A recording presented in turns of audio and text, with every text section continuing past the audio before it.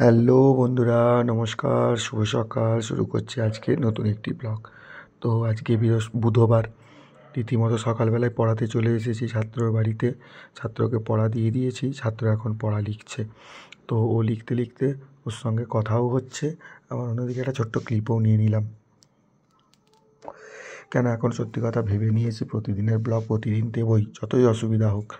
তো যাই হোক, তো ভিডিও করে নিয়েছি। আজকে না প্রচণ্ড ঠান্ডা লাগছে, সকাল থেকে প্রচুর হাওয়া দিচ্ছে, ঘুম থেকে উঠতে ইচ্ছা করছিল না। সকালে অলরেডি একটা পড়িয়ে আবার একটা পড়াতে এসেছি। আজকে কাজে যাওয়ারও ইচ্ছা নেই, কিন্তু যেতে তো হবে। তো আর কারোর কাছে কাজ নয়, নিজের ব্যবসা, না গেলে নিজেরই ক্ষতি। তো যাই হোক, চলো, প্রতিদিনের রোজকার রুটিন, কিছু করার নেই, যেতে হবেই। তো বাড়ি চলে এসেছি, স্নানও হয়ে গেছে। স্নান টান করে ছাদে পড়াতে বসে গেছি। বাড়িতে ব্যাচ চলে এসেছিলো, আজকের এটা 3 নম্বর পড়ানো। তো যাই হোক, এই যে ছাত্রছাত্রীরা সবাই পড়ছে। তো চলো, ওরা পড়াশোনা করুক, ওদেরকে পড়া দিয়ে দিয়েছি। সবাইকে বলছি একটু দেখ, হাত দিয়ে কর। সবাই লজ্জায় আর কেউ তাকায়নি, দেখো এত লাজুক, কেউ লজ্জা পাচ্ছে না, ইচ্ছা করে তাকায়নি, জানো তো।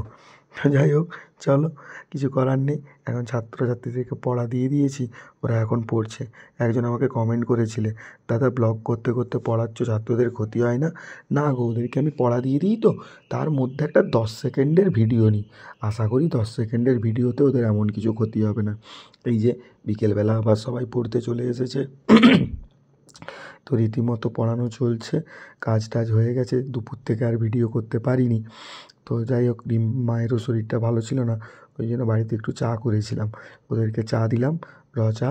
আর আমিও একটু করে নিয়ে খাচ্ছি, বেশ ভালো লাগছে চাটা খেতে, খুব সুন্দর লাগছে, কিন্তু ঠান্ডাও লাগছে প্রচুর। এই যে ওরা পড়ছে, আর অন্যদিকে বেটু আমার পাশে বসে আছে। তো ওর মাও পড়াচ্ছে, ওই জন্য মায়ের শরীরটা ভালো নেই বলে ও মায়ের কাছে থেকে যায়। তো যেহেতু মায়ের শরীরটা ভালো নেই, সেহেতু আমার কাছে বসে আছে। এই যে ও তার খেলে যাচ্ছে, আমি আমার পড়াচ্ছি, পড়াতে ব্যস্ত, এই চলছে। এইভাবেই ভাবছি আজকে আর বেরোবো না, বেটুর একটু ডাক্তারের কাছে ওষুধটা নিয়ে আসবো, নিয়ে এসে বাড়ি ঢুকে যাবো। তো যাই হোক, চলো, এইভাবেই আজকে সন্ধ্যাটা কাটিয়ে দিই। কাজকর্ম প্রচুর ছিল, কিন্তু জানো তো সত্যি কথা বলতে গেলে ভালো লাগছিল না একদম বাড়িতে।